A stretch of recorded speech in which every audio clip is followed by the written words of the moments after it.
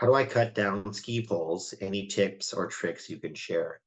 I'm a big believer in measuring twice and cutting once. The great thing with ski poles, if you're looking to shorten your length, is to see if maybe your friends have a shorter length, so you can try that shorter length first to see if that's adjustment. I kind of nerd out and like I have my poles adjusted to within a half a centimeter and yeah, really measure a lot.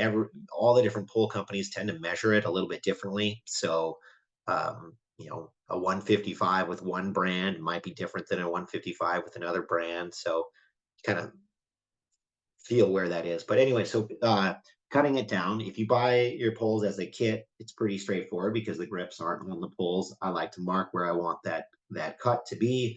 If anything, I err on the long side because you can always take some off the poles. It's hard to make them longer.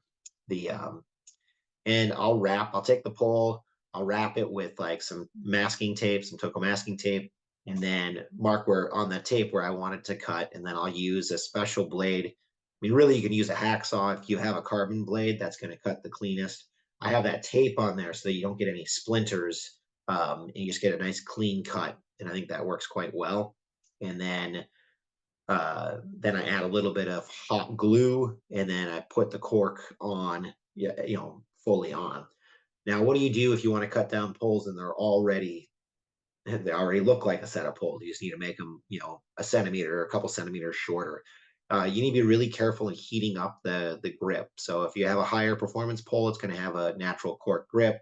I use a heat gun in a fair amount of time, and you just sort of slowly heat that to the point where you can pop off the grip. I always cut from the top of the pole.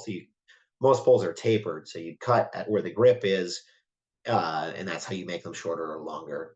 If you want to change your baskets, then I'll usually use boiling water, put the pole in boiling water, and then pull it out. And then once the boiling water essentially heats up the glue, so you can make that change easily.